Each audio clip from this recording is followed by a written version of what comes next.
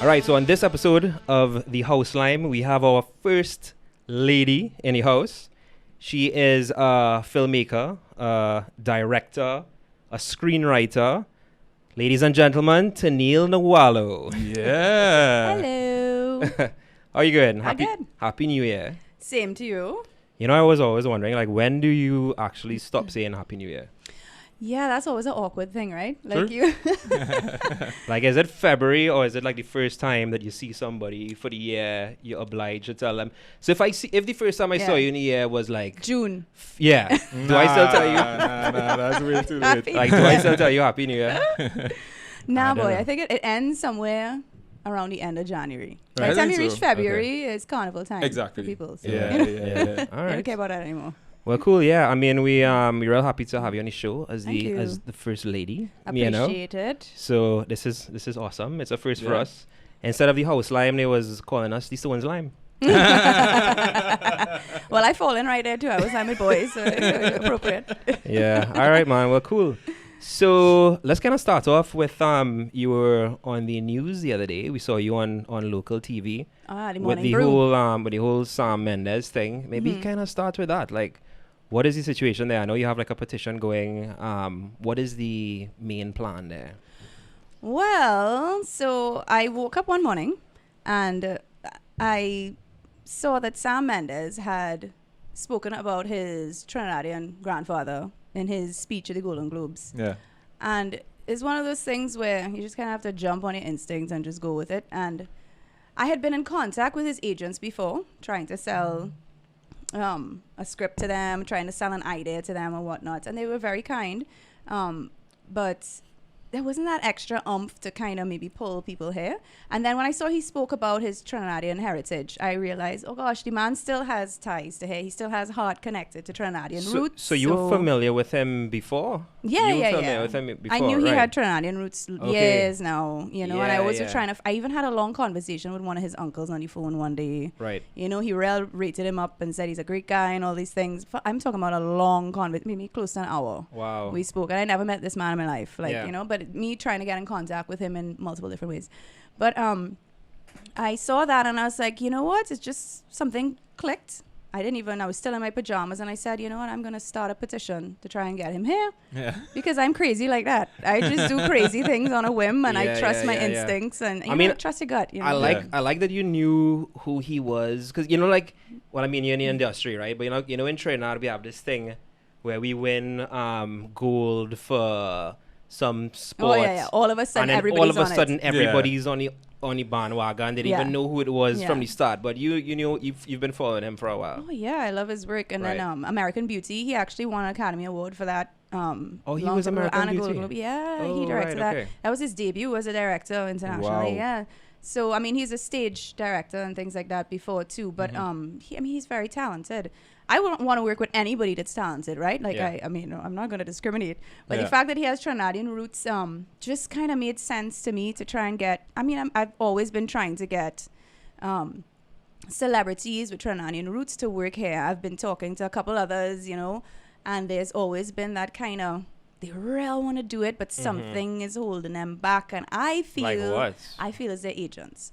And, Right. I mean, it could affect their careers. These are A-list actors, you know, A and B-list actors. And their agents basically have the say-so in everything. So, But maybe unpack that a little bit. So, like, what would it look like if they were to come down here? Like, what do you want them to do exactly? you mean like the end goal? Yeah, like, what is the end goal? I mean, kind of like what we did with the Cutlass, but to a big extent, what we did with Bazadi, to a big extent, what they did with Green Days by the River, all these other local films that kind of went abroad already, Yeah. but to a much bigger extent and with a bigger budget. Yeah. You incorporate international celebrities with our local talent and our local crew, and you just put out a really strong product by combining everybody's talents. I mean, nobody's going to be able to tell a better story from the Caribbean than somebody actually living, working, you know, here from the ground up. That's what it needs to be. So you mean you want him to do like a Caribbean film? Yeah. not necessarily shoot like any film where part of it is in Trinidad No, kind of thing. not just any You're film. thinking about like a Caribbean story, a Caribbean film. A Caribbean story. And I mean, it could Right. be a Caribbean story from anything to a folklore piece. Yeah. Well, you know, I'm writing folklore and stuff now, but it doesn't have to do that. That's not really up his alley per se. Yeah. But he's more character-driven stuff, right? Mm-hmm. So a drama piece, you know, like anything like that, that he feels connected to. But it has to be, I mean, there's always this trick with balancing our local stories, but making it relatable to an international accessible, audience. yeah. It has to be accessible, yeah. Yeah. Yeah. What do you think about like I was thinking like where is our local city of God? You know what I mean? The Portuguese, the Brazilian film. Yeah. I feel like we could kind of pull that off, or some sort of story We can. from. And a couple of people have been trying to do it. Yeah. I know Daniel DeFantala has a really great series that she's been trying to push called In Plain Sight. That is like that kind of Trinidadian, rootsy, grounded kind of series, and it looks amazing, and I really hope she gets the funding to do it. And then there's other people like Damian Marcano, you know, really talented people trying to do stuff, but the truth is, at the end of the day, to get massive funding to do these types of projects, it doesn't matter how, there are tons of good scripts, right? Yeah. There are tons of good actors. Yeah. No matter how good it is, you have to get celebrities involved, and we don't have that level of celebrity here. I mean, the one person we have is Marsha Montano, and they tried that with Basity. We even brought, well, no, I can't say we, I just acted in it, but they even brought in Kabir Bedi from India, who's a big star in Italy and India and things like that. And I mean, we got to a certain level, they got to a certain level with Basity, but it still hasn't broken into that international realm, you know, that we wanted to. Yeah. So what do you think is like missing in the local or Caribbean film industry? Like, what do we need to kind of take this to the next level? Like, for me, what I've seen over time, I don't go to the things as much, the local film festivals as much as I did. But what I do know from like watching the trailer is like production wise, we looking real good. Like, I find these, I guess it was with the introduction of these DSLR cameras as well, which makes cameras like a lot more affordable. And yeah, like cinematography wise and stuff, like I think the productions look great. Yeah, I mean, we have a lot of talent here. Yeah. Behind the camera, you know, there's some fantastic cinematographers. I mean, Oliver Milne is exceptional, and there are quite a few, you know, there are a few. All right, so let's kind of jump back in there. So the local and maybe wider film industry in the Caribbean, where would you say we're at right now, and what do we need to take us to the next level? Well, where we're at right now is a very tricky question. I mean, when we recently got selected to go to Caribbean Tales Incubator in Canada, where I got to pitch Stephen Hattie Jr. and myself. Yeah. Brought him on as a producer with Sukuya. And we got to pitch that project to an audience in TIFF, which was amazing, after an incubator, 3-4 day incubator, where we did pitching over and over. And I met some pretty phenomenal filmmakers from around the Caribbean, from South Africa, things like that. And the talent is undeniable. That is not something, you know, questionable. The problem is... Sorry, what is Caribbean Tales? So it's... Right, Caribbean Tales Incubator Program is part of the Caribbean Tales Film Festival, which is run by Frances Ann Solomon. Okay. She actually just got inducted into the Academy voting thing. Right. So she's doing pretty well for herself. That's the one Nikolai starring in Hero. Yeah. She directed that as well. Yeah. And so there's talent everywhere. The problem is to get the funding. And investors don't normally come on. And I mean, it's business. At the end of the day, it is a business. You have to blend the creative with the business. And that's sometimes where the trick is. And to get that kind of funding, people want to see the numbers. Yeah. They want to see that the film is going to sell, and they want to see audience. And this is actually where Trinidadians and Caribbean people have a big part to play in helping us, because if they show more and more interest in local productions, we wouldn't have this problem. You know, we wouldn't. What we need to do is maybe build celebrities locally. You know, like pay more attention to our local celebrities, things like that. I think that's a good point, right? But when we're talking about like accessibility now, besides the film festivals, how are people finding local movies? So, for example, before you jump in there, if you go on YouTube and you search for Trinidad films, they have some real low budget movies going on, but like feature length, hour and a half, that kind of thing. And some of these, there was one that I was showing Dexter yesterday, has like almost 1 million views. What is it called? I can't remember what it's called, but it's like real low budget. I don't even know where it's shot. It looks like Warlock, is it? Warlock was one of them. Yeah. Yeah. Warlock was one of them. Welcome to Warlock. And and there's quite a few that others. One is done well. They look like they're shot, not as good as like the fancier stuff that you see submitted to the film festival. But me looking at that kind of views on YouTube means people are searching for this and they're finding it. Now on YouTube, you're giving it away free. Yeah. You know? Technically, but if they have all those views, then they're making money off of YouTube, right? At least. So, but it's not going to be anything significant. Not But tons. it is kind of giving it away free. I know, like, when we did the Cutlass, we were pirated everywhere, which some people were saying you should be proud, right? Like, that's a compliment. Right. It is, but it isn't at the same time, because the amount of work and effort we put into this thing for so long, it feels like you're being robbed out of your pocket, to be honest. It does. But at the same time, those are prices to pay for kind of... being one of the first to do something, right? Like that kind of happens. It doesn't only happen. It happens to all films. If people try to pirate it, we're just not protected as well. But I mean, is it that we need to give some stuff away just to get the views? That's what I to mean. draw To draw any audience. So like they know this is happening. Then it becomes maybe like a big online following. Yeah. And then say, okay, the next one is going to be in this cinema or something. But it's easier said than done. So how do you get funding to make a film to then give it away for free? Right. You know, nobody's going to want to fund anything. Nobody's going to work for free knowing that you're going to give it away for free. Unless you get a massive amount of... No, it doesn't have to be a massive amount. Unless you get a few creatives together that agree, look, we're just going to make this awesome film and then just put it out there. But then that's hard to do as well. You know, people have to live and, you know, it's hard to find that. It's always playing some sort of chemistry game in either way. So then what's another option for getting the accessibility up? Or is it that we just need budgets for marketing these local films? Marketing is a big thing. Better. Yeah. It's marketing. Yeah. Yeah, you need probably half your budget to market your film. So whatever your film is, half the budget is really what you should really be using to. But like, what do these films cost? Like, what is kind of like the average budget of some of these films and Well, it depends. Film Feature festival. films or short films. Well, I could tell you what we did with the Cutlass. The Cutlass was about $1 million TT, and that was paying everybody minus the head creatives. So the three producers, myself, the director, and the editor. We didn't get a producer salary. We didn't get a writer's salary, a director's salary, or editing salary. Up until now, we've never been paid. So we did all this for free. We actually did do it for free. So we are giving it away for free, you know, which is why we feel even more robbed when it's pirated everywhere. But we did make it a point. We wanted to make a good product, and we knew the only way to do that was to pay people, because nobody's going to come and work on a whole feature film for a whole month for nothing. I mean, they have lives. So how does the film make money? When it's showing the cinema, the cinema pays y'all. If it shows abroad, like where does the money come from?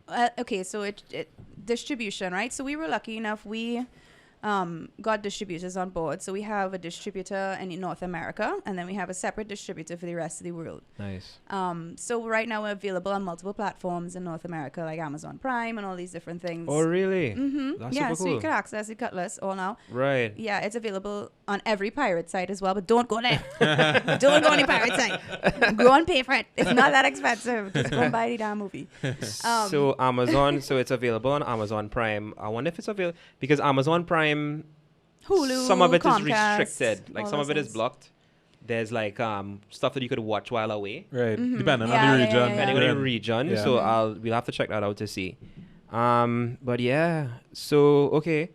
So the distributor in the US is the one that organizes those partnerships to get it on different streaming platforms Yes. and that kind of thing. They utilize their partnerships that they already have, and then they put it on the platforms. Yeah. Separate from that, we actually self-distributed throughout the Caribbean. How? So I got in contact with the local cinema chains. There's a Movie Town, and then oh god, the name is slipping me right now because this is a couple of years ago. Right.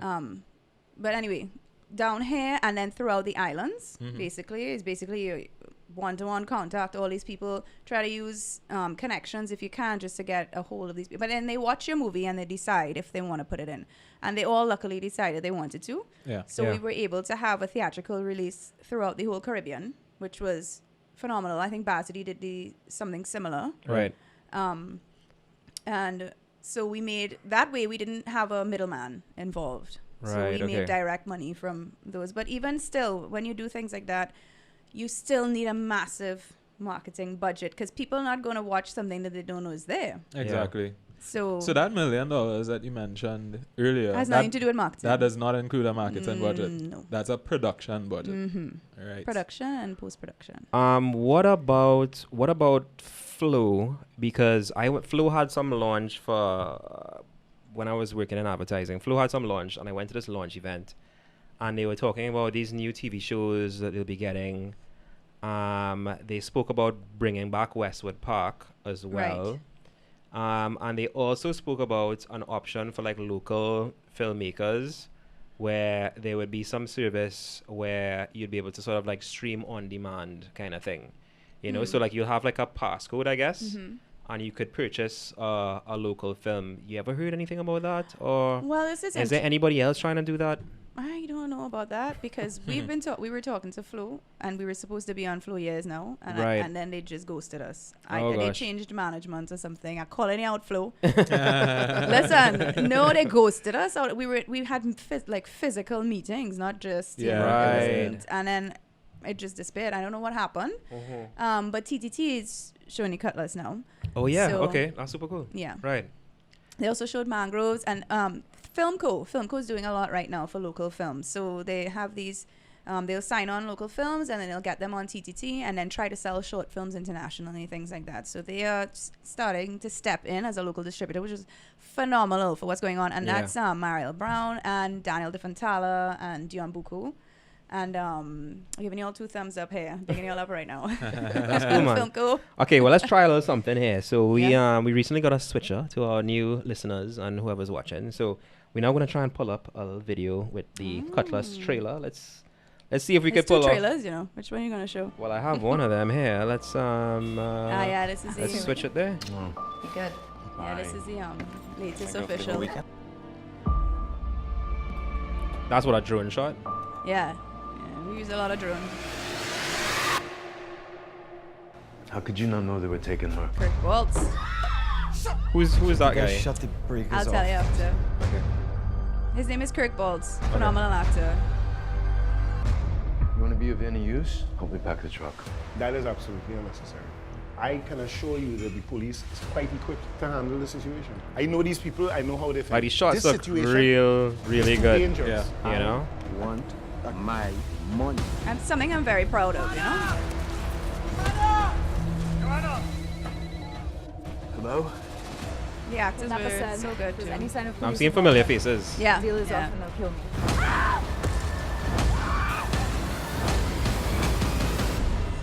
I've given you everything that you've asked for. Now it's my daughter. Give me back my daughter!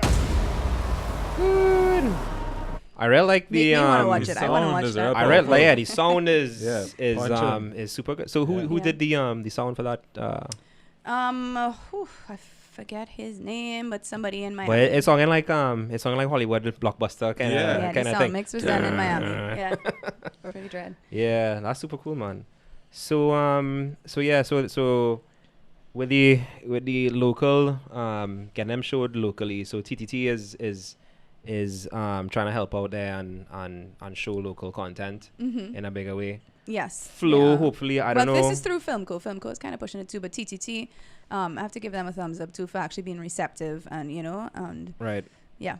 Yeah. Okay. What is Filmco exactly, and who is involved, and Like, You what should is bring film one of product? them on to talk about that. But basically, they come in they are stepping in to basically facilitate local filmmakers in multiple ways. So educational wise, I've actually been talking to them about doing something with screenwriting, which Deborah, I'm gonna get back to very shortly. I promise. No, but yes, and so they've been doing these things with professionals in like cinematography and different aspects of filmmaking, and Okay. they with training, and then separately they're getting our work out there. They're actually getting us paid for making films locally, which is phenomenal. It encourages you to want to make more projects, Right. you know, and it Okay. encourages sponsors because now sponsors know their stuff is going to be seen Yeah. when on TTT. So it's actually going to get, you know, it's kind of like a much more fun way to advertise. What about the like local television scene? Like what is Westwood Park still? What I mean, what shows we have? What shows we have apparently- now? I don't even know. Like I feel I bad. wish we could call up Danielle now and talk to her, but Yeah. Westwood Park is doing really well in other parts of the globe. Like Really? it's like people watch Right. it, and so it's still been 'Cause it's never stopped. Yeah, doing because we have the well. diaspora, right? So I don't even think it has anything to do with that. Oh, really? diaspora. Okay. Yeah, I have to remember what parts of the world, but I mean, yeah. yeah, it's doing well. It's still being sold in other places.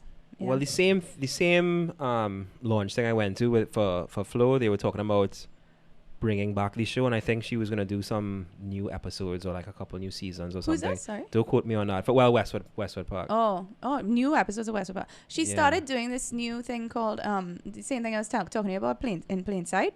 Okay. Which I don't know if you could pull that up while we're chatting and maybe show something. But Yeah, it's I could look for it. It looks pretty good. I want to see it. I want to act in it. You know what I mean? Like, it's legit. I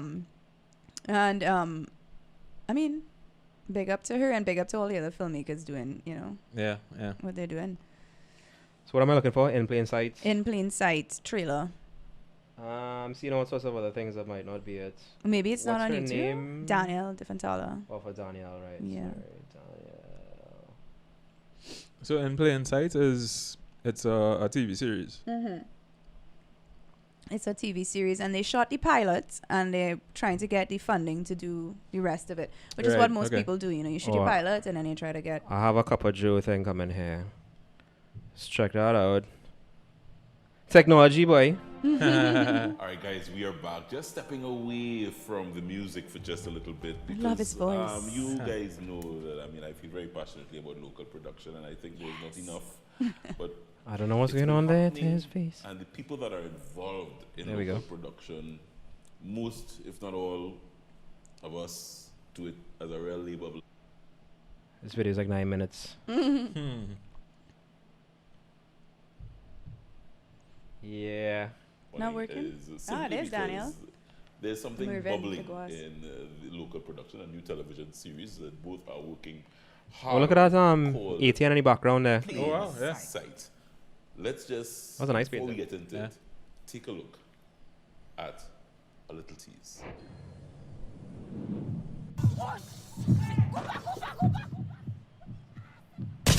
Oh my god. And she flew in. Quite a few actors came in from international So this is a directors. movie or a TV series. TV series?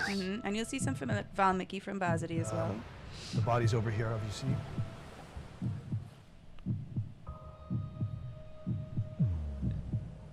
So what's this, like a crime drama Yeah, kind of that's thing? cool. Yeah, What's like the category? It's like a I think so. Crime yeah, drama yeah, or crime something? drama.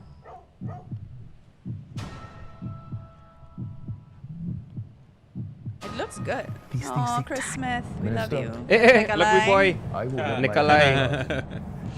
You hold up. Nikolai and everything, boy. Yeah. Who wouldn't put him in everything? Talent for days. Blockbuster, 60 million. Show some respect. I need you to take care of your own goddamn business. Carly. This looks really good. Right? Yeah. This looks really good. Where's Jessica? Who's that? Carly Coots. All right. I used to call her my little sister. Hi, Carly. Talent. Plain sight. Plenty Yeah, talent man. in That that. looks Yeah. that Looks looks good, real right? good. Yeah. Mhm. No, I'm looking forward to that. Yeah, right. I So hope y- she gets the funding to do it. You have an man. idea, like when I don't know a thing. Oh, so she's trying to get funding right now. Okay, okay, right. If I had the money to shoot Sukuya pilot episode, I would too. But in that is like Yeah. that's a different kind of So- budget, Dread. Okay, so we kind of want to go back and find out, like how did you get bitten from this bug to want to get into film in the first place? Whew.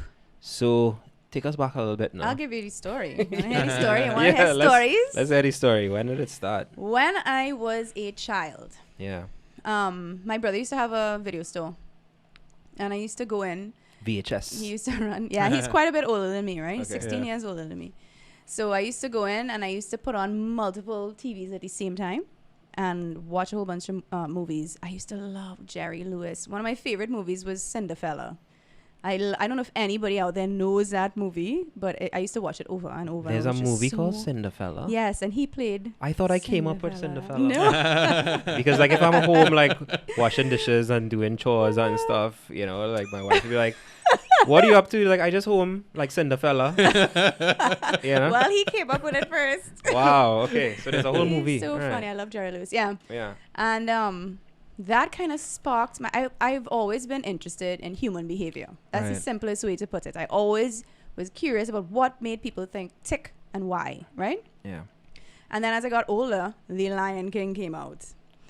And my best friend and I, Amanda Rodriguez at that time, we used to put on the album, and I used to direct a play, and we would act out every single song so far as we would invite her parents over to my house, and the Okay. parents would have a lineup of seats, Oh my Wow. and we god. would act out the whole Lion King. That's incredible. Yeah. Yeah. Okay. Yeah. So that sparked it. Yeah. And then I was too chicken. I'm gonna give you. You wanna get deep? I'll give you a little deep. Yeah, insight, yeah. Right. Yeah. This is also goes into my book a little bit too. Right. But as I got older, I started to get more. I always had a little bit of stage fright, right? yeah. No mind, I grew up. I danced in the president's house when I was 5. Things like that. Oh. I had no problem dancing on stage, but acting always made me quite nervous. Yeah. And went away to study it. Came back my first Christmas, and my same best friend Amanda called me out on my shit. Basically, she's like, "What? You haven't started acting classes yet? What is wrong with you?" La la la la la la la. All up in my, like you used to have me acting out Lion King, and And I was like, you know what? You're right. I'm going to be brave and I'm going to do it. 2 Yeah. weeks later, she died. I went back to the States and she died. Right. Yeah. So that changed my whole perspective of life. And I kind of realized it's quite short. And Wow. if she went through the things she went through and was so brave, I could do anything. Yeah. So I called my professor. I landed in Trinidad and back in Florida, and I called my professor as I landed, and I said, "Is there any more spots to go to this theater conference that they were?" I knew that I was following the theater group, but I didn't do anything. So I knew they were going to a theater conference, and I asked to go, and I went and I did my first audition. I didn't have a monologue prepared, nothing. But I got up on stage and I just spoke about her cremation, and I got a standing ovation of 200 people. So that God. to me was like her speaking to me. It must have been real tough though. I I mean, that was your was. best friend, and Yeah. God. It wasn't easy at all. Yeah. But it gave me strength. She gave me Right. strength. Yeah. So it yeah. turned something very negative into something very positive. Yeah. And I kind of, from that moment, I kind of just decided I'm just going to keep doing the things I love and following my dreams and listening to my instinct and my gut, Yeah. as much so, as I could. So you studied in the U.S. and then you came back to Trinidad. Like, what was the next like steps from there?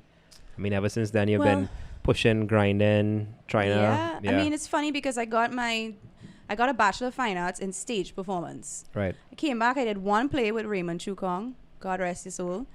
And then I went into film. But Right. I was always told I belonged, from my classmates, from grad students, from professors. Everybody kept telling me I belong more on film than on stage. Okay. I loved stage, but I naturally gravitated more towards film. I think I still love stage, but Yeah. somehow odd film I feel like I could reach more people through the film medium. Yeah.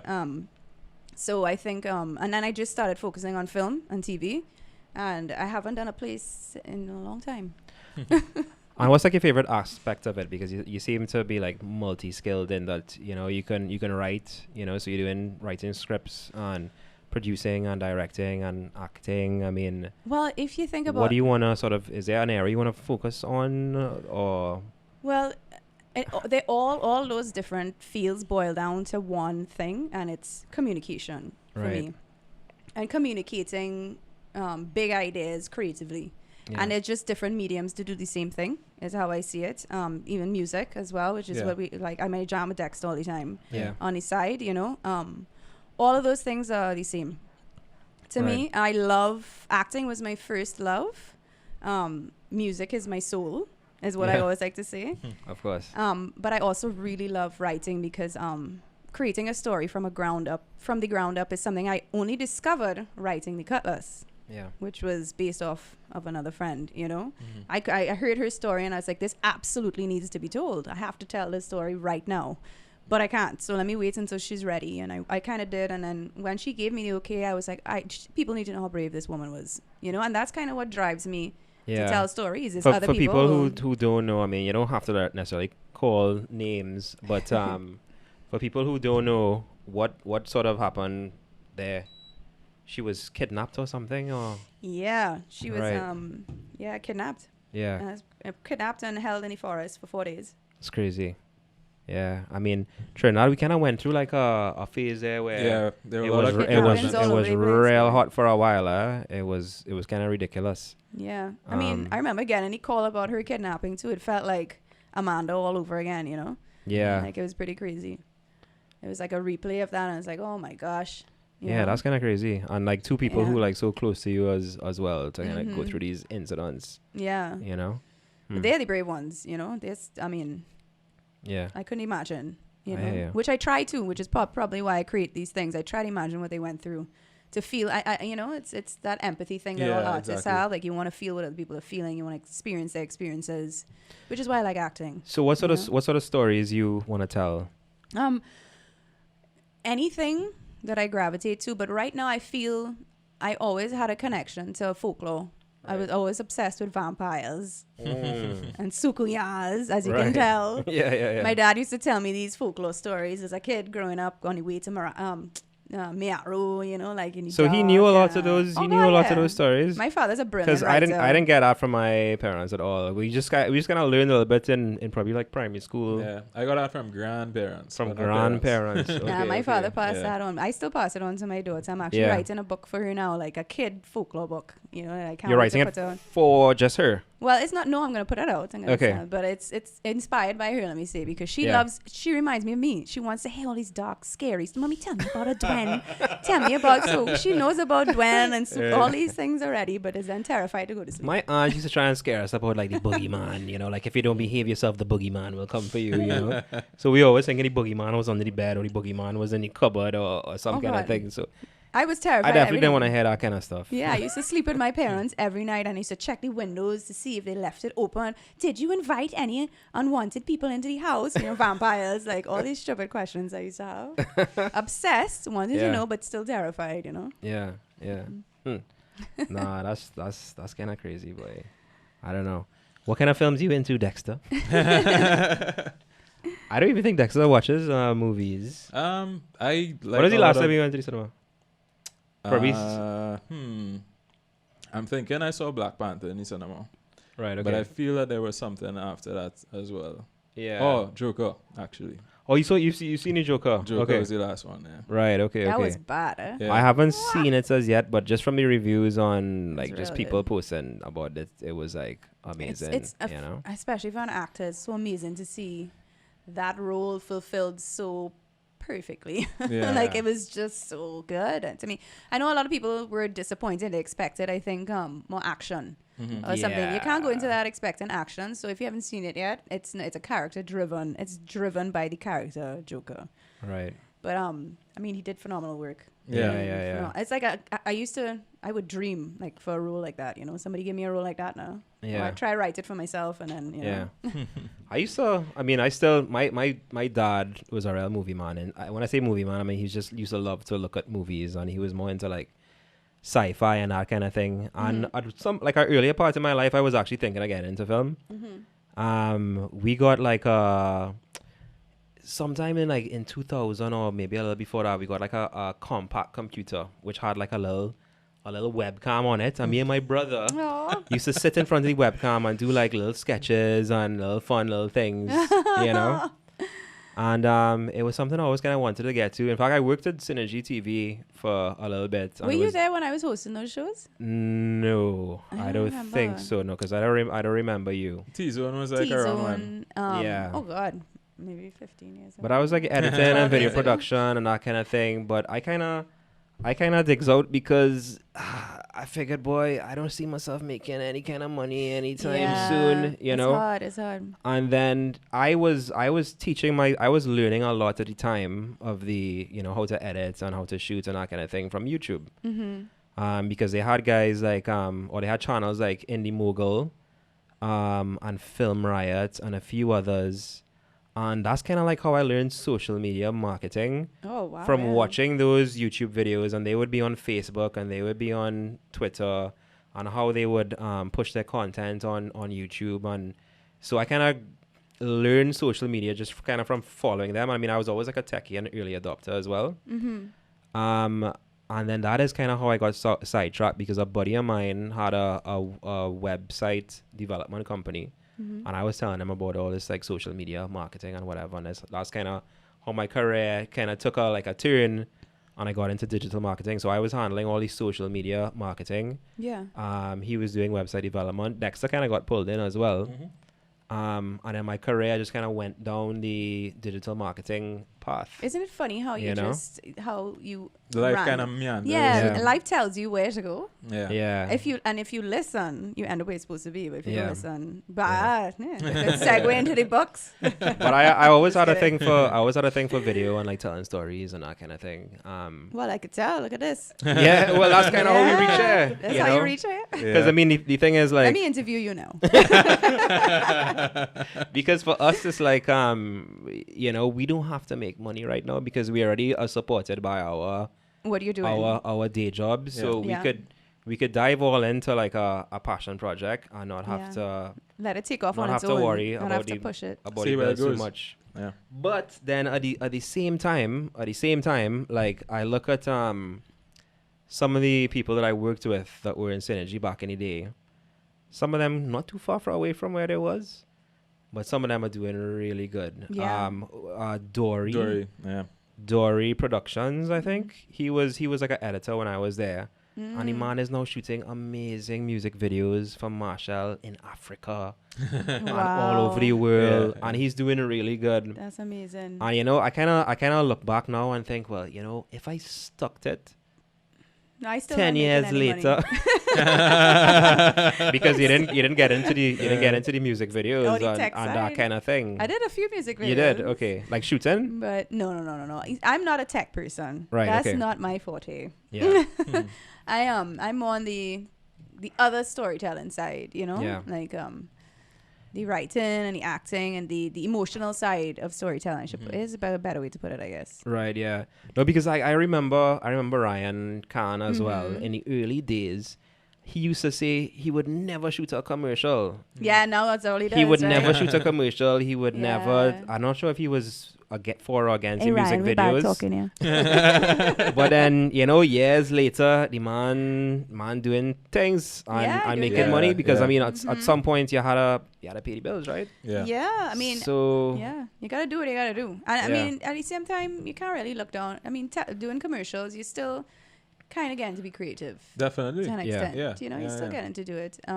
Maybe not to the extent that you would like, but that's life is about compromise sometimes, you Yeah. know. Yeah. And so as you get older, your drive kind of slows down little by little. Priorities take over. I mean, I have a daughter now, so you can't fault anybody for wanting to do other things. But I'll tell you the truth, like I'm still waiting for that drive in me to stop because it's still there and I just can't do anything about it. It's what pushes me all the time to come up with a flipping fun like petition for Sam Mendes. That's ridiculous. Like when I thought about it after, I'm like, you are crazy. Yeah. What is wrong with you? But I'm glad people didn't, you know, like sometimes you just have to take a risk. You always you have to take a risk, you know. I'll tell you something. There's like a recurring theme, like everybody we speak to, it is really the people who take risks when something happens. Like not May not happen the first time. It might not happen the first time, Correct, but you yeah. have to, not just a risk, but also like a big dream or a big mission, you know? Yeah. Whether it's Kyle with his Yeah, super chef made big ideas. First, Or something, well, the yeah. first was massive, and Yeah. then it bust, Yeah, it failed. yeah. You know what I mean? But just to be able to be gutsy enough Yeah. to take that risk, you To know, keep and going. kind of put I yourself know out there. there are also like there's these stories everywhere from actors to directors to millionaires, and they failed so many times, became successful, failed again, and then came back, you know, Yeah. like there's so many of those type, like Jack Johnson we were talking about the other day. Yeah. That's a story. That he was a professional surfer. He injured himself, couldn't surf anymore, picked up a guitar, and then became a famous musician. Like you just, you know, sometimes just follow your instinct, and Yeah. it'll lead you. I saw a oh my god, it just totally slipped me. Who is the director for what is the one with the dream within a dream within a dream? Inception. Inception. Is who again? Oh God. Is that Nolan? Christopher Nolan. yeah. So I saw an interview with him, and he didn't go to film school. Yeah. He wasn't like, you know, he didn't go that route at all. I think you just have to jump into things.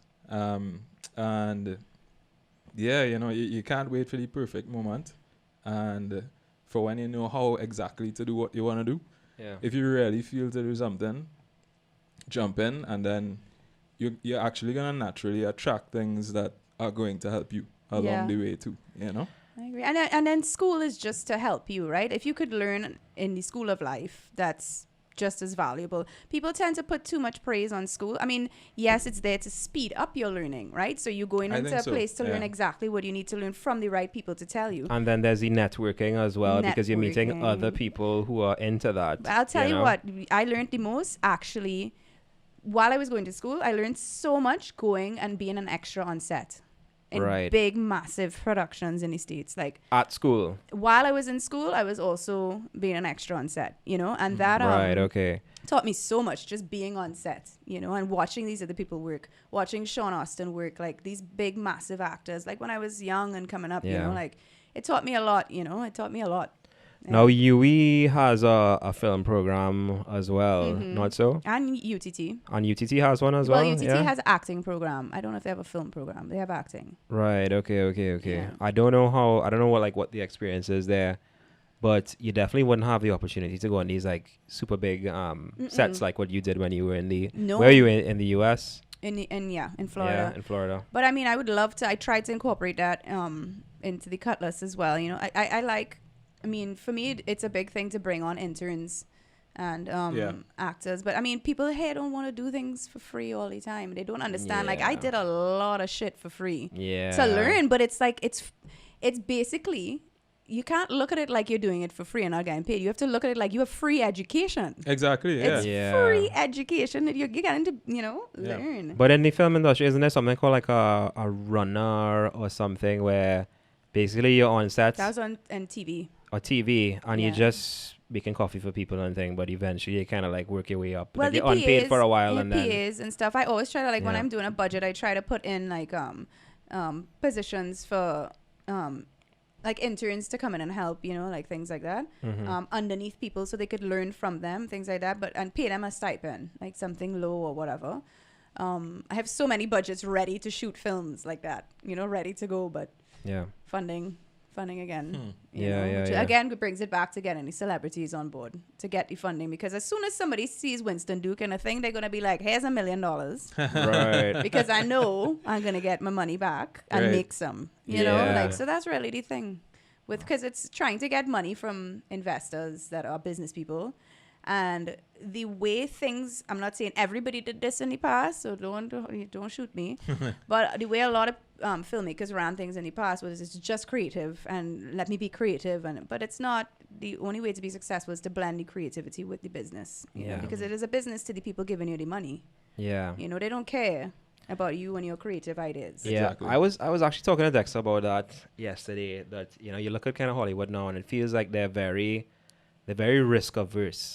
Yeah, they have a formula. And you can see It's that a from science. That's it's exactly it's what we just said. it's just this formula. Yeah. Screenwriting as well, by the way. There's a science. to Yeah, I mean screenwriting. it's the formula, and then it's just the amount of just reboots. It's just a reboot for everything. Yeah, but that You is know? shit. Yeah. Yeah. Hollywood movies are so much crap now. Oh my god. Not all, True. but most. Yeah. And that's when you just want to follow the formula and don't add any heart. Right? So when you combine those is when there's magic. You know? Exactly. And then you can shift from formula. And then you can once you have the grasp of the foundation, then you can loosen up a bit. You know, but I get mean, that grasp first. I could kind of see where they're coming from though, because it costs a lot of money. Look, a local film you said $1 million TT, right? That's a lot of money. Yeah. And That's a lot imagine of- and that's that's- nothing and to that's $250 million. 50 Nothing million compared to US. US, Exactly. right? Yeah. It's not even $1 million, it's Crazy. million TT. So I mean, I could understand why they're worried. So you'll go with something that works, but I'm getting real bored with the American stuff. Yeah, me too. When I was in England, I did like the 2-year work holiday visa, and I worked in a DVD club for a bit. And they had a whole like international movie section. I can't remember all the names, but I watched other stuff countries. from France Spain and Spain. Germany. Yeah. The French stuff is so different, boy. It's They like are like real head think thing. very Yeah. Real Yeah. head thing. I like it. Michel Gondry, I think, is one of a big director over there. I'm not sure if he shot Amelie, Oh, I don't know. Amelie, however you pronounce it. Yeah, I'm the worst Um, person with names of people and things. Yeah, but man, there's like, and what I like about their stuff is they don't have the massive American budgets, but they real good with these stories. Yeah, Yeah. sometimes the they're extra real big good with budget, these stories. too much of a budget can be harmful. Yeah, Sometimes because it just becomes all about the money and people Yeah. get afraid. Once you put fear into any equation, Yeah. there's always room for failure or Yeah. in anything. And then when you have so much money involved, people become afraid. You know, Yeah. like I think there's a trick to it, but Yeah. Disney has figured it out. Disney can put a ton of money in something and make back 5 yeah, times yeah, the yeah, amount. yeah. Look at Frozen and Frozen 2, Jesus. Yeah. Yeah. But merchandising again, you know. Right. Well, that's apparently that's where the and- money is, right? Any merchandising. Well, as my daughter talks about Frozen nonstop. Obsessed with it. Sings all the songs. She stand up and sing all the Frozen songs in the middle of the room and It's songing like you. all the I wonder where she got that from. Many to except do. I'm singing quite darker stuff. Right. But- Yeah. Tool. Yeah. Oh my God. Way.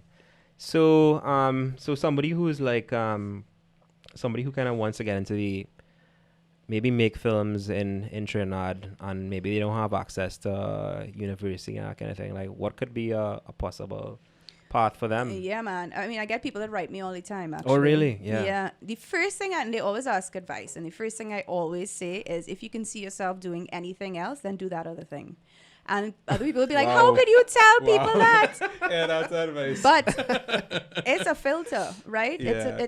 I'm trying to avoid you a lot of heartache for no reason. Yeah. If you like, for me, no other option. Like, I am so driven by it. Like, I've tried and I keep trying. I can only do creative things. Yeah. Otherwise, I will not survive as a human being. I'll become depressed and want to curl up in a hole. Yeah. Like, that is, I have to be creative, right? Yeah. But if you can see yourself doing something else or being creative in another way that makes money and Yeah. makes you comfortable in life, then do that other thing.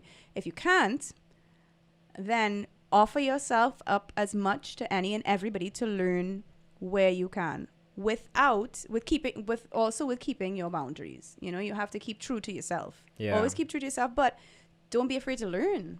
You know, you have to get rid of that ego. A lot of people come into the industry with an ego. You get rid of it immediately because it will be gotten rid of by somebody else. Yeah, somebody will shoot you down with that ego. Nobody wants anybody with ego working around them. I Yeah. don't. When I put a team together, the first thing I think about is it going to be any conflict.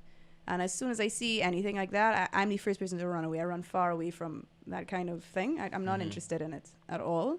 I just want to create, and I want to create openly in a smart way to make a good business, if that makes sense. Yeah. You know what I mean? Yeah. So offer yourself up, try and learn as much as you can. Humble yourself. Humble yourself. You know? Yeah. Just be an open sponge. Yeah, of course. You know. I mean, you know, like online is one thing. Sure, you could watch your YouTube videos and that kind of thing. But as you said, like you learn the most when you were on set. Yeah. You know, need the actual looking to see experience. how it's actually done. Absolutely. You know? I mean, I taught myself to screenwrite as well, and I did that from reading tons and tons and tons of screenwriting books. And also, I had an advantage because I'd already read multiple films because I was actor, right? So from reading a lot, for writing purposes, read and learn as much as you can. There is a formula to writing, and if you send a script to anybody and you're trying to be looked at as a professional, and there's like a mistake in it or the format is off, they will throw it in the garbage immediately. So get that down first. Yeah. Wow. Yeah, it's pretty harsh, but Yeah. I mean, I'm trying to be real. Yeah. You know, Yeah. I'm going to give you real feedback. I mean, I'm not going to steer a little kid in the wrong direction. Yeah, You know, yeah. do your homework. Basically, do your homework. Nothing is easy. Acting isn't easy. It's about telling the truth. That's the hardest thing to do in the world for any human being, trying to actually tell the truth. You know what I mean? So it's not easy. Just do your homework and be true to yourself. Yeah. Talking about like so you know like in the US there's like Hollywood, and then I'm hearing, well, not hearing, but I know in India there's Bollywood, and in Nigeria I think they call it Nollywood, Nollywood, or yeah, something, yeah. you know, and they seem to be like thriving Yeah, they film Industries. industries where people are looking forward to. Like Bollywood is huge I now. think Nollywood, it might be number 2 now. Really? Yeah. Wow. Okay. It's because I don't know what to tell you the truth, I'm not quite sure what it is, but all I know It could be is that numbers as well too, you know, because Maybe. we're a small population. I mean, we're like that's a- 1.3 million people. That's you know a what I big- mean? That's why the Caribbean has to band together. Yeah. And we're very competitive as islands, you know, That's Jamaica, that's another Trinidad, thing. Barbados. We compete instead of Yeah. coming together. And I think I'm actually working on something with trying to combine filmmakers from different countries and putting together a film like that incorporates all the different countries. But to try and help build that bond, because we have to stick together for the numbers, you know. And that Nigeria, they love watching their own films and their own people. As you said, you could look up on YouTube and you see, I think it's Welcome to Warlock and those Yeah. types of films. There are people They that have views. They have real views. So Yeah. people want to see it, but accessibility is a thing. Yeah. But then, as you said, you can't be giving away things for all free. the time. You can't do it Yeah. all the time. Not right? especially when you're spending those kind of budgets. Yeah. You know, Mm-hmm. because I mean, the quality of the stuff that you're doing compared to the things that are free on YouTube, I mean, is night and Different. day. Yeah. You know. But because we're trying to reach that same international level, you know. And in order to do that and to be respected in the industry, you have to have a certain quality, you Yeah. know. Otherwise, nobody's going to want to air your film Yeah. or your TV program. So, what are some of your favorite films? What kind of movies? I mean, I love you said the- you like the kind of darker stuff and horrors. It's very strange. I'm all over the place. I will tell you immediately, I love Lion King. Yeah. Okay. For Well, more than one that's reason. kind of Right. what got you into this whole First thing. one, thing, yeah. You know, and you have the fond memories of. Circle of Life. Oh, there we go. Love it. So moving, you know, it touches your soul. Yeah. There are quite a few. I Yeah. liked Titanic for multiple different reasons. Leonardo DiCaprio being the main one. Leo, no. Did you cry? Every Did you cry at the teenage end? girl- Did you cry I at the bawled. end? Oh my god, I cried Yeah. for Up too. Oh my gosh, Yeah. plenty. I cry for everything. I tend to cry more though for moving, touching moments, like good moments when people do something good for Me other too. people. Me Right. too. That moves me way more. Way more. Yeah. Than something sad. Like something heroic or something I- where somebody put themselves at risk for a Yes. thing. I'm like, wait. Yeah. Ball. Like humanity. Waterworks. Yes, Yeah. anything to do with humanity. Yeah. I can't watch any movie with animals dying. Oh gosh, I yeah. can't. Yeah. I just stay far away from those. To tell you the truth, I can't really tell you my favorite movies because there's so many that, I mean, the one that changed my life was The Lion King, really and truly. And I feel like I am missing a few that really did affect me. Yeah. I could tell you a TV series that I watched the other day that is the best TV series I've ever seen in my life, The OA. Yeah. You knew I was coming I with knew that, you were gonna Dexter. say Dexter The and I are OA. friends. Yeah. OA, I'm not familiar with that one. Yeah, and I'm not going to tell you what it means. You have to watch the series to know what it means. But the first season, I literally sat up in the final episode when everything came together and I started to bawl because it was so emotionally moving in a positive way again, like that same thing we were talking about. Yeah. Brilliantly written. The lead actress was one of the creators and a co-writer on it and all kinds of stuff. She's brilliant, I think. The whole team, it looks like they put something together. Like, and even Brad Pitt was an executive producer on it and things like that. Yeah. But it didn't pass 2 seasons apparently. Yeah. But you seem to like all sorts of movies. Like, you're not like, you know, I'm a filmmaker and I like only these super artsy movies. And you're like, you know, some people become like a snob. Like, like, oh, I ain't watching no, I don't watch Transformers I like because I think Transformers is crap. I don't like Transformers. So I do. Any of that kind of stuff? No, like any of that kind of stuff. Like I can't. Like when there's too much action and special effects. Yeah. I just unless it's John Wick. John Wick is cool. Like, but that was a good story too. That's why. Yeah. You have to have a good story. If it's too much, like I almost fall asleep. I do really love fantasy films. Yeah, right. I love fantasy, and I like dark fantasy. Yeah. I like those types of things. The most I think, which is why I started to just write that now, or you know, anything. Well, I mean, I guess any film is fantasy, really and truly. But the reason why I'm so broad with the types of films that I like is because I have different interests in them. I have interests as a writer, I have interests as an actor. And once you have an interest as an actor, once they're good roles and strong roles that you could emotionally connect to, it doesn't matter what type of movie it is, I will like it. Yeah. You know, but I do like anything that can teach you something and you could come out of there feeling changed exactly. Right. Yeah. Well, that's the point of cinema, movie with right? With a message yes. at the end, or like some sort of moral to the story, or something you could take away, or change your mind, or think different, or make you just think, and you think after the movie's done, right? When I started to get like deeper and deeper into liking film, I actually got to the point. So we got cable, and I think it was, what was the station? When was this, when you were younger? AMC. Was it AMC? Used to show black and white. There was a series where they used to show like old films. And I remember it was like I can't watch a black and white movie at first. Right. Yeah. But then I watched my first one, like from beginning to end, and I liked it. And I was like, you know, this stuff is pretty good. And then I searched for a list, and the American Film Institute has like top 100 lists, 100 films of all time. And every year it changes slightly, but I started from like number 1. I would always download like the top 20 or 50 and just like churn through movies, you know? Yeah. So I'm talking about like Dr. Zhivago. Right. You know, those kind of movies now, you know? Old school stuff. Like old school stuff. And then my takeaway from that, after watching it, I was like, we are repeating a lot of the same stories, like a lot of the same themes, you know? So even though it's not a reboot, like there are these themes that are kind of followed, you know? I kind of thought that was interesting. History but I think repeats itself. But I think for like somebody coming up as well, looking at some of those old movies, I think is important.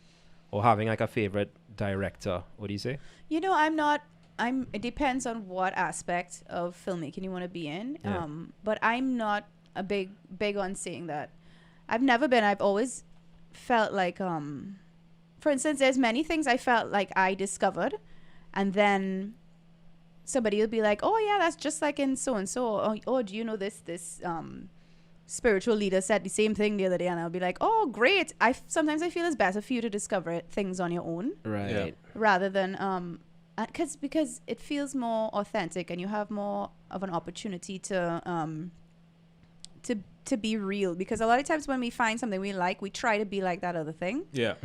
And in doing that, we lose ourselves. And that happened to me as a young actor, even. You know, I would try to be a good actor. Whereas as I got older and more settled, and to be honest, Kirk Baltz, you're one of my favorite acting teachers ever. We can send him this clip. Tag him in. Tag him in. It's Kirk Baltz. But I've had a lot of great teachers. Raphael Noble was fantastic as well, and they all taught the same thing, right? Being truthful, and you people could drill that in your ear as much as they want, but it will never happen until you just find that moment where you just let everything else go, and you just be you. So truthful means be you. Authentic. Yeah, like even in acting, you're telling the truth. You find your truth in that character. You find a way to connect. That's why they always say, I remember I did an acting class with Raphael Noble once, and I was judging. I was like, this script is shit. And he's like, Teneille, don't judge the script. Go and work on it. And I did. I was like, you know what? He's so right. Because as soon as you judge a character, you can't connect to them. It's you putting yourself on the outside and feeling better than thou. That is what I was going to say. Like, the difference is inside versus outside. You know, like when you read something as opposed to experience it yourself, you know, when you experience it yourself, the experience is within you, you know. Yeah. When you read something or watch something that somebody else experienced, it's their experience, and it's kind of coming from the outside towards you. And you can feel it. And yeah, and it's a different experience. But it's different. Yeah. It's different than your own authentic experience. It's true to you if it comes from the inside. Yeah. I mean, even with like musicians or vocalists, it's so hard singing somebody else's lyrics. Singing and trying to, because you might look up to somebody and you find yourself sounding like them. I don't know if you shared something or somebody shared something the other day, but it was like a quote from some famous singer, and he was saying it took years before he sounded like himself. Yeah. Which means that, you know, like, to find your voice now, to be authentic to you, you know? Yeah. Because you might be singing like somebody that you admire. Exactly. You know? Yeah. So I could see that happening. That's the same thing you're saying. As an actor, I used to be more aware of what people were seeing me doing. So I was living from their experience every time. I don't care about that anymore. Yeah. I just, whatever comes out. And usually it's the right thing, the better thing than if I was, you know, preconceiving what was, you know. Yeah. It's kind of seeing life in first person versus third person. Yeah. And I grew up, because I was always so interested in other people's experiences, that I grew up trying to see what other people were seeing. So I incorporated that into my acting as a young actor, you know. And I stopped doing that after being comfortable in myself is really what it is. And that's all it takes. It's just you being confident and comfortable. Yeah. Yeah. For real. So what other what's like your next big project that you're working on? I have too many. Sukuya, not so? Sukuya is the one I'm trying to... Well, there's multiple. You shot like a trailer for it or something? What? We did Mangroves. Right. Which is like a proof of concept for Sukuya. Okay. And it won People's Choice for Best Short Film at the Film Festival in 2018, Trinidad Tobago Film Festival. And the pilot for Sukuya, the pilot script for Sukuya, just won at Oaxaca Film Festival last year. Best pilot screenplay wow. TV series, which was real exciting. It was also... You know, for some reason, I didn't even think that was a thing where you could just... So you could submit a script, just... Yeah, okay, nice. Yeah, you can. And the script was also a top 5 finalist in New Orleans Film Festival. And then, we got to pitch at TIFF as well.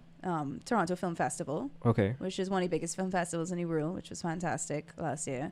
So Sukuya has been on a roll, and there's some interest in it, and there's people requesting to read it. And separate from that, I'm trying to work on a film called Larger Bless. So I'm going on. I like the folklore, but that's a horror. I'm seeing a trend horror. Here. Yeah. Okay. Yeah, that one is a low budget horror. Yeah. And Sukuya has a big budget TV series, so they're different sides of the spectrum. Could you talk us through the stages of getting a film from like idea in your head to showing in the cinema? Oh gosh, so from ideas, I mean, everything starts with us. I mean, everything starts with a story, right? Like a script, or at least an idea, which then needs to be fleshed out. Yes. I mean, a lot of people don't bother to write the scripts. They just have a treatment and then they pitch from that. That's not how I like to work. I like to write out the whole thing, just because once the idea is there, if I don't write when I am driven to write that story, I will not do it again later on. I won't have the interest and I will move on to something else. Right. So when I feel that strong, and I get a strong pull for an idea, I do a treatment and I flesh out the whole screenplay like a mad person, scientist on the wall, and it's notes here and there and everything everywhere. Yeah. And then I get down to writing the first draft. I could leave the first draft alone and then I could rewrite after that, but I have to get at least a first draft done before I decide to go anywhere with a project, because that's just, I don't know, it's just the way I like to work. So what do you use to get the funding? The script is shared with somebody, or? Right, so then you figure out, okay, is this worthwhile? Right. I write anyway because I love to write, so there's no skin off my back. So you would shop that script around to get I feedback would from never people? shop a first draft though. Okay. I'd shop the treatment around. And then there are multiple different ways, and there are many different ways that I've gone about it for past projects. Either I do it myself, get the funding for like for short films and things like that, or like with Sukuya, entered into competitions with the Cutlass. Durisha and I decided, let's get the funding, let's do a short film first, which is kind of what we did. I did with Mangroves. It's not a short film; it's just a proof of concept, but we did the same thing with the Cutlass short. And I like working that way. I like doing a short to kind of prove. People like to see. Yeah, for sure. Yeah, for sure. Things, People you like to know? see, and you get the trailer. Like just looking at the trailer for Cutlass, you get the whole vibe of it. Yeah. You see the quality of the production. You're like, okay, this is looking like something. Right, and Yeah. that's what happened with the Cutlass short when we showed, for instance, when we showed Derek Chin the Cutlass short film, he was Okay. like, "Oh my God, this is great!" And he came on as one of our first sponsors, which I mean helped. Oh, so us, you yeah. were you go into private sector as well? Oh yeah. Okay, yeah, okay. yeah. I thought it was like, for some reason, I just thought it was like I thought the film festival had like different grants and things like that, or No, is we that got a- just we- part of it? No, or? it's part of it. I mean, Yeah. if we got a grant for the Cutlass, we were one of 3 films to get it, Moving Okay. Parts, and Play the Devil with the other 2. Okay. Which is it's really phenomenal. It was all women. Okay. Which is it's so cool. But we not to say anything, but it was just in a world full of men that are mainly Yeah, it's filmmakers. real It was cool. kind of cool that it turned out that way. Yeah. And so we got a big grant from them, which we couldn't have made the movie without. And then we got a nice chunk from Miss Chin, which was amazing, Movie Town, and from Right. other sponsors, which you could see on our website and things like that. And we couldn't have made it without any of these sponsors. And then we got sponsorship in kind as well. We go for that as well. So water sponsorship, snacks, all those things. Every little bit counts. But when you're working it becomes very detailed, and a Yeah. lot of management. To So are you handling that whole aspect of it? I mean, it's like, it sounds like new business pitching, I mean, Yeah. I worked in advertising before, but I mean, you're Yeah. trying to set up a meeting with the main person inside there and standing up in front of a room in front of somebody. Yeah, and, pretty much. And showing them. I mean, in our case, it would be a presentation. In your case, it's No, well, a technically- short It's a presentation version, as well. It's a Yeah. presentation as well, No, right? so it wasn't only just the short film. We had Yeah. a proper business plan, a very detailed, thick booklet business plan as Wow, well. look at that. And yeah, it took a lot of work. People don't understand how much it takes to make a film. And it's really frustrating sometimes. Like, you see some people chiming in, like, on the Sam Mendes thing, and why you don't make your own films first? And all these things, which People don't everybody know. is- they People really don't know. Yeah. Yeah, what's involved. They don't. And it's frustrating for them to come at you so hard, not knowing how much years of work you've already put into multiple different films and different aspects of film in Trinidad. To come in and just be so negative on something that's trying to be positive. Exactly. It's frustrating, and it takes a lot of patience sometimes, Yeah. because you want to be defensive of this thing that is like everybody's baby. And everyone in the film industry, we're like, this is our baby and we're trying to grow it up, Yeah. For real. God. Yeah. But I mean, it's, again, all of these things, like having these conversations on a podcast like this and things like that, help to educate Exactly. you local people, our people in Trinidad, to get a better understanding of what it really takes to make a film, So once you've secured the funding that you need, like, what is the sort of next steps from there? Is that when you kind of put your crew together and? Yeah, well, you put your crew together all in the interim. Like, every time I have something, I'm already starting to put crew together in my mind, right? Right. And then you do the final details. Like, when I'm pitching anything, I always have a budget ready anyway. And we also, Durish and I also did that with the Cutlass. We had everything ready. The Cutlass was very prepared. I did the same thing with Mangroves. I have the same thing with Sukuya. Same thing with Larger Bless, this other script that I would love Sam Mendes to direct, Jane Mira. If he doesn't want to come on mine, he could go on somebody else's project, and I have no problem facilitating that either. Yeah. It's just to help the industry grow. So, yeah.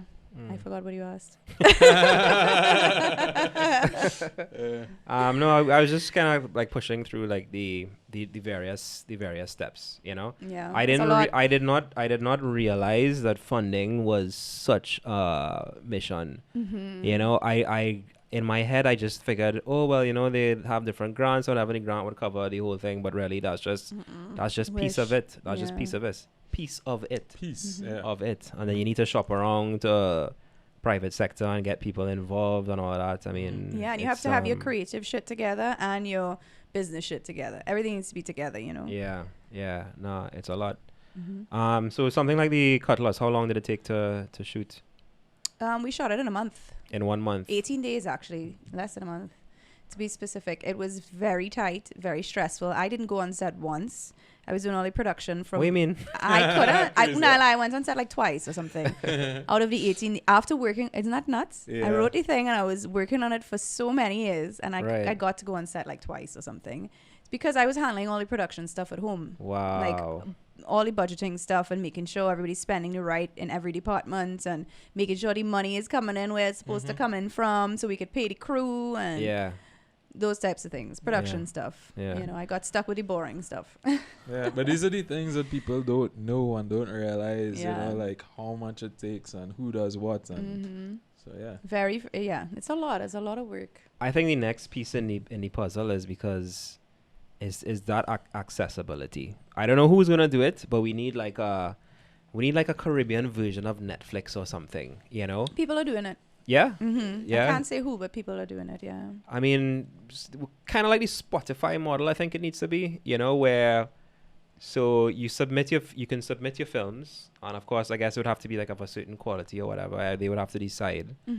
And you know, trainees could pay like a monthly subscription or something. Yeah. And then there are a few people that actually. And then the directors, however it works, but it would have to be like a pay per stream. Kind of thing. I actually Chris and I were my husband, my what do you call it? What do you call it when you live together? Common law husband. Common law, right? Baby daddy. Baby daddy. Him and I were actually gonna start up something with someone else like that.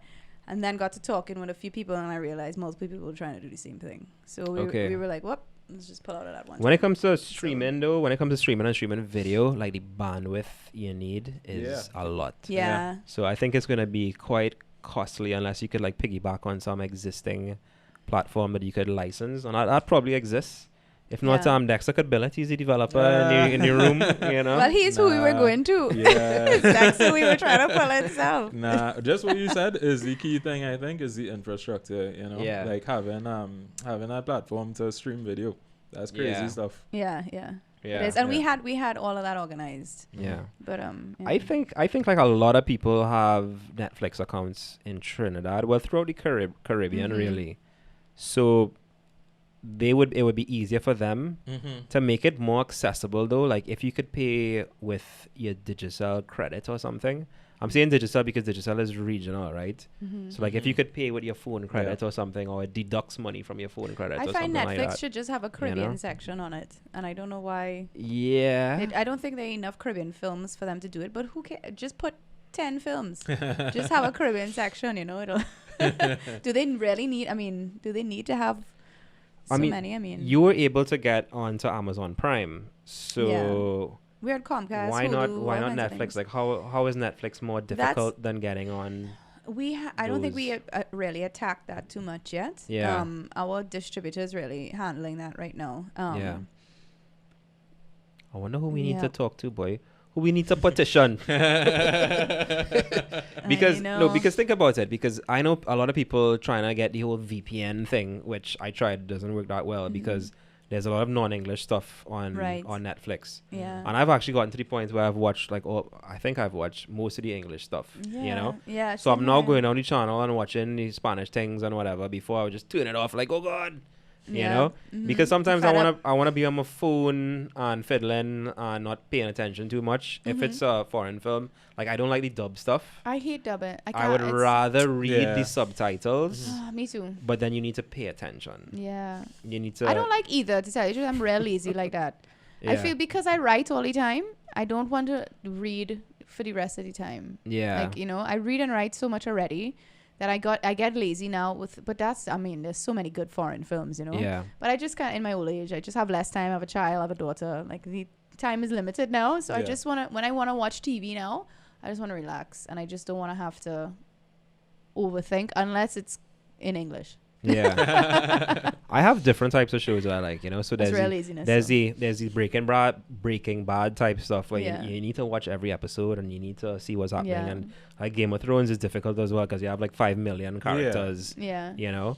But then You should watch the OA. I kind of seen that. enjoy the brainless things as well, where you could just have it on Yeah. and you don't need. You could miss 2 episodes. I Like love like Rick and Morty. Oh, right, Yeah. I okay. love that. Yeah. But you know, like the Netflix stuff where like it autoplays, you might fall asleep. It autoplays, Oh, yeah. and you don't even need to go back yeah. to think. Just because let it run. Just let it I run. just started you V know? Wars last night. I watched V-Wars, one okay. episode of V Wars and I couldn't. I was so tired. I was like, Yeah. and I couldn't. Like I had to finish watching the episode today, but it was good. It's like about vampires. Right. Okay. So it's right up my alley. I am watching a kind of time travel show right now called Dark.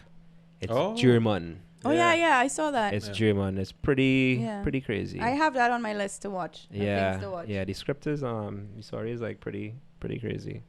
So let's jump into the books, no? The books. Yeah. So you have 2 books. What Mhm. are the names again? One is Your Path to Self-Acceptance and True Happiness. right. And the other one is Panic Attacks. Oh God, what is the name of the book? Learning from panic attacks. Learning from Panic Attacks. Right. 10 Quick Steps to Being Happy Again. Yeah. So let's do the panic attacks first, Okay. and then we'll end on the That was on the intense. happy note. Yeah, Okay. yeah, that's a good. I like that approach. Yeah, that's smart. So yeah, where did the idea come from for the book? Well, I actually wrote the other book first. You did? And Okay. yeah, well, I started right. That book was written over a period of. Well, I wrote it in a year or 2, and then rewrote it over a period of 10 years. But Panic Attacks.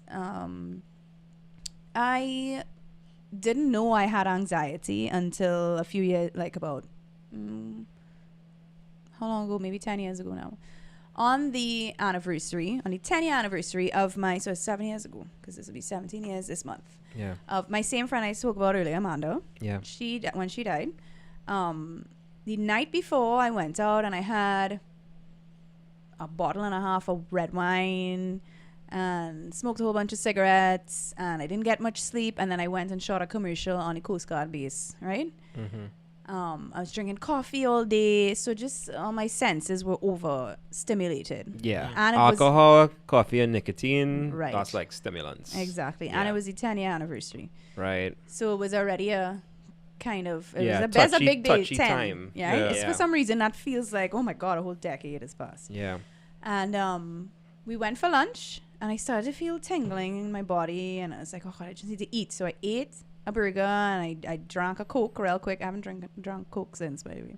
Mm-hmm. And on the way back, I felt it again, and this time my whole body started to go numb, and I started to freak out, and I thought, I don't know what's going on with me, and then everything started to seize up like this, and my tongue went numb and everything, and we were on Coast Guard, so I asked the Coast Guard. They obviously everybody had Coast Guard. What do you call them? Whatever, the people that take care of you. What is it Right. called? Paramedics. Paramedics. Yeah, the Yeah. paramedics came, and I was asking them, I'm like, am I having a seizure or a stroke? And they're like, yeah. So I was like, okay, well, I'm going to die. In my mind, right? So there were people massaging my hands, my feet, everything. Wow. Like each hand and foot to try and get out because it was cramped like this. Yeah. Paramedics rushed me. What about your chest? Like, how were you breathe? How was your breathing? I was breathing in, and to that tell kind you of the thing? truth, for everybody with panic attacks, you focus on different things. And for me, I Yeah. didn't even think really much about my breathing or anything. Right, That didn't okay. bother me. I've had that experience after. But Okay. in that moment, all I was concerned about, I couldn't talk. My tongue was numb. It was, Wow. Okay. Yeah, so that's why I different. thought I was having a stroke. Okay. And everything was so seized up. So they rushed me to the hospital to West Shore, and when I got there, I saw the doctor walking up very calmly, like la la la with a needle. I was like, "What are you doing? Oh my God!" He put something in my arm, and I went, and I got Chill out. high as hell after. Just And chill out. basically, he said you had a panic attack. I was like, "What?" Okay. Okay. I've Okay. never had a panic attack in my life, but I think I did before when I thought back in hindsight. Okay. Or it's nothing near like that. I've never had, and that freaked Yeah. out everybody on set. They had to shut down the commercial. Yeah. It was quite embarrassing. And then I stayed in my house for 3 months.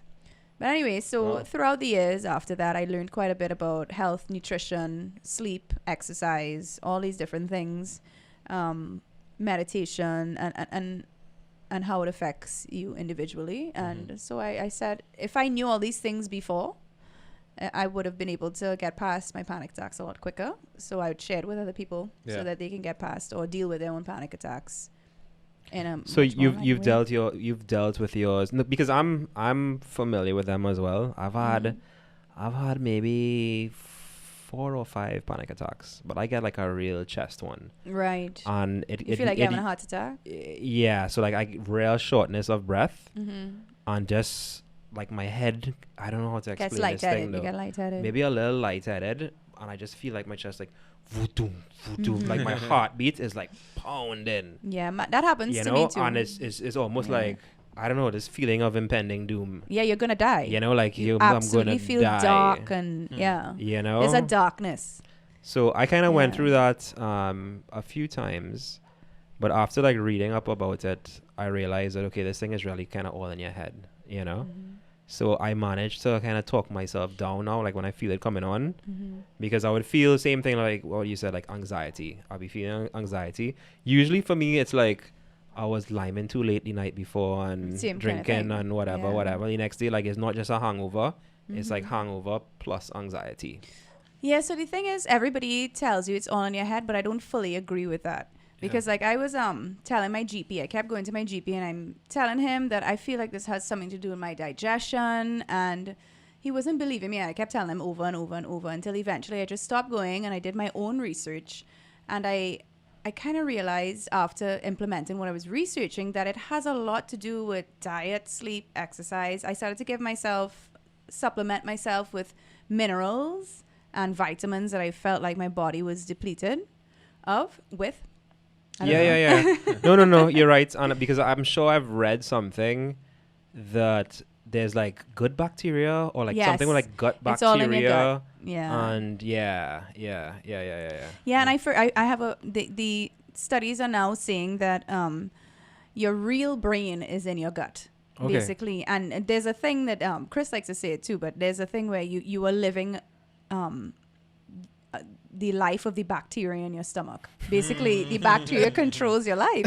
So the more you eat junk is the more you crave junk. The more you eat healthy is the more you crave healthy. Right. But also when you are depleted of certain minerals and vitamins, your body, basically what panic attacks talks about is that feeling of panic coming on and anxiety is an intelligence in your Right. body. Your body is trying to help you. And if you listen to it properly, you won't get them anymore. So sometimes your body is telling you, hey, you're not getting enough sleep. The anxiety goes away. Hey, you're not getting enough magnesium. Certain minerals that your body needs all the time. You're not getting enough magnesium, potassium, iron. You're not getting enough calcium, vitamin C. So you know? any book you go as detailed into that, into like Yeah. what sort of dietary requirements? Yeah, or- things that yeah. specifically help anxiety. Right. Okay. And it's like your body's talking to you. What and about you stuff just like have to listen. breathing and any kind of breathing exercises Well, in there? I definitely go into that in the book, and meditation and all those things definitely help. And I've been meditating my whole life. My dad actually started me meditating really? when I was 7 years old. I'm even doing it with my 4-year-old daughter now to try and teach her how to contain her energy, right? Or how to focus her energy, better way to put it. Yeah. Yeah. That was me. When I was younger, I had too much energy, and my dad was like, let's calm it down and focus it because you have a lot. And it's the same thing with my daughter. But because I've been meditating my whole life, everybody kept telling me, have you tried yoga? Have you tried meditation? I was going to cuss. And yes, mofo. I've done it my whole life, and it's not helping, right? So if none of these things are helping, it clearly is not only in my mind. Because I have a strong mind, and that's something I definitely know about myself, right? Yeah. So I started to look into my nutritional needs. Yeah. At that point, I was trying to meditate, and every time I meditated, I would bring on a panic attack. Strangely, it was doing the opposite for me from what everybody recommended. It's only until I started to give myself those nutritional needs. And when you have, so there is part of it that is in your mind, right? It's a combination of Yeah. things, It's right? holistic. It's a combination Exactly, of things. yeah. Everything's connected. Yeah. That's awesome, man. Well, we'll put the links to the books in That would be the great. description, you know. So book number 2. Your Path to Self-Acceptance and True Happiness. Yeah, that book was inspired by the passing of my best friend Amanda, Yeah. the same one who inspired my acting career and everything. I should say pushed me into following my dreams. Yeah. It's dedicated to her in the book. And it basically, the whole book is about you finding your true path. The book shows you ways to do this on your own instead of listening and following what other people do. It's you finding your own path. So it's a combination of poetry. It's a combination of Oh, really? Okay. there's poetry in it. Yeah, in the Alright. first half of the book, it's poetic. There's poetry, and there's also my personal life experiences connected to what each chapter talks about. And then the second half of the book. So it's very much connected to your journey then. Yes. Right. Okay. Yes, the second Yeah. part of the book, I should say, not half. The second part of the book is called The Puzzle Connected. And it connects all the pieces of the first part together in more essay form, discussion, and it goes into real detail. And it also exercises you can do to help you find those things. Yeah, Dex has read it. He was actually one of the first people to read to give me feedback on before I published it. Thank you, Dex. It's kind of funny that you brought up like connecting the puzzle, because we have this recurring theme connecting the dots. Looking back. Yeah. You know, on like at least like 3 episodes now. Yeah. Yeah. You know? But, oh, wow. Yeah. And then there's a third part of the book that is a standalone story, which is about judgment and judging people and showing you that you can find teachers along your path anywhere. Right. It's about a random experience. It's a short story about an experience I had on an airplane with a so-called madman. And it was one of the most life-changing experiences of my life. Yeah, it was really intense. And I feel like you can't leave us there though. I mean, without giving away too much. I mean, I could tell you a little bit about it. Yeah. This is when I was hosting the Beausoleil dance-off, and we were going there to audition people in Tobago for the competition. And my co-host was supposed to fly with me, and he didn't show up. And something in my gut told me this was going to be a crazy flight. My instinct told me. And I got on the flight, and everybody's there, and we're waiting to take off. And one last person comes in, and it's a crazy guy. He's coming in while I'm saying a crazy guy. I mean, why is he's a crazy guy? Well, Like, this what? is my judgment, right? Of Okay. phrases. This Right. is how the whole story starts. So if you start judging people by what you see a book by its cover, so to speak. Yeah. So he comes in, bug-eyed, intense, like very specific, and he knows where his seat is, and he's walking to his seat, and I realize, oh shit, his seat is next to me. Oh. And he is dressed in ragged clothes, and he looks intense. He's missing teeth. The guy looks like a drug addict, right? Like straight off the bat, he looks like a loose cannon. Yeah. And throughout the flight, he's talking to me very intensely, and a shift slowly happens. You didn't like ring the bell. Ding, ding, ding, ding. Can I get another seat somewhere? Like. Well, listen, this man was talking to me very loud and intense, and everybody else on the plane was laughing at him. And but he only cared about what I thought, and he was looking at me very intensely. Yeah. And something in me triggered, and I was like, look, I could either be afraid of this man for the whole flight, or I could actually listen to him, because what I'm seeing here is that he wants me to hear him. Right. So let me listen to him. And I let go of my fear, and I listened to him, and he spoke about God for the whole flight. Okay. He started to talk to me about he flies to be closer to God, and he started to tell me about a hypothetical story which directly related to how my best friend had died, which is very crazy. And I'll leave you all to read that in the book. Okay. But by the end of the flight, let me tell you, before the end of the flight, some massive turbulence happened in the flight. Everybody screamed, freaked out, including myself, but the guy remained calm the whole time. Okay. And I was like, he looked at me and he said, it's okay, once you believe in God, everything will be fine. And that made me realize this guy's way more spiritually intelligent than I thought. Right. And then he continued to talk to me. He had a little pocket Bible in his pocket, and his intensity calmed down because he realized I was listening to him. Okay. And we had a real conversation, one of the realest conversations I've ever had with anybody. It changed my life. Like, wow. listen, it's so much that the story is a standalone story in the book, Yeah. And he gave me his perspective of a criminal's perspective. Right. But it gave me empathy for him because I Yeah. understood where he was coming from. Yeah. And by the end of the flight, I realized this man was really intelligent, and we had a bond. And that was it. And he literally told me, he's like, yeah, when I reached Tobago, I'm flying straight back to Trinidad. The only reason I flew was to feel closer to God. That's it. I saved up my last bit of money just to fly to Tobago to be in the air to fly back home. And he got back on the next flight to go straight back to Trinidad. It was crazy. It's almost like he crazy. was just there to just give you that message. But you know? it felt like he was a secret angel. Like everybody's in our life for like a reason, you know, Yeah. even like a past relationship that didn't work out. Everything. You know, like there's always something you take away from it, and hope. And it goes back again to what we were talking about as actors being judgmental. In life, if you're not judgmental, all sorts of lessons will be taught to you, and you'll be there to receive them. Yeah. As soon as you start to judge and feel that higher than thou perspective is when you don't learn and you don't grow, you know? I think as Trinidadians, like we have I'm generally speaking here, but I feel like we could be a bit judgmental. Yeah. Like I remember like in my, teenage days or early 20s, like we would go to like a nightclub or something, and somebody's like dancing like a fool, and you would look at them and you would laugh, like, But now, years later, when I see somebody dancing, like nobody's watching, like they don't care. Like to me, it's like the most beautiful thing. That because brought up a specific person in my is mind not too. that self-conscious. It's like they're free. We the ones who are too afraid to act a fool on the dance floor. Like we're the ones in a trap.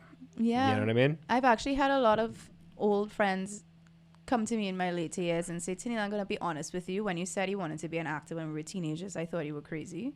And I was like, what is wrong with this person? Yeah. And I have good friends that told me they admire me for what I did now. And a lot of times when we're growing up, we're brought up to be, I don't know if it's the older generations of our family or just society in Trinidad, but we're brought up to feel very aware of society and feeling judged. And, that's something I try every day to step out of. And I'm not perfect. I feel it all the time. I do feel like sometimes I walk on eggshells. And as soon as I'm aware of that, I let it go. Like this Sam Mendes petition as well. Yeah. Like some people will be like, what the hell is wrong with her? But I'm very surprised of how supportive people are being, and I'm really appreciative of it, to be honest. You kind of have on both sides, right? Like some people are going to be supportive, but then they also have these cynics as well. They're like, oh God, another petition again. Like what these what's she petitions really going to do with it? petitions, anybody's take that on, Like there was one the other day about the banning of fireworks. You Right, know? yeah, no, Now I have dogs, and I know what they go through Yeah. every year. It's like torture. Like my mom, they don't go out anywhere on New Year's again because they need to stay home to take care of our dogs. Yeah. They bring them inside, but even inside, like they go crazy. All right, well we're back. We ran out of space on the hard drive there, and Yeah, your first woman on the show, and you're talking too much. performance anxiety, I think. Should I cut that? I don't know. But Dread. So we what did we talk about? So we talking about the fireworks scene. We went to And then we dogs and the Lord, dogs and the poor dogs and then we jumped into music. but you playing music and the ukulele, and you know what? But we're gonna have Teneille on again for a part 2. We had to get some bigger hard drives. Yeah, boy. I talk too much. But I talk too much. but yeah, it was good. It was good. Well, Teneille, thanks so much for coming on. This was great, and we enjoyed talking to you. And maybe we do it again in 2020 at some point. So yeah. This year? Yeah. Still in 2020, right? 2020, yeah. This one. But yeah. So I appreciate it. Yeah, no, it was awesome. Thank you All right, guys for yeah. having me. Take it easy. Yeah.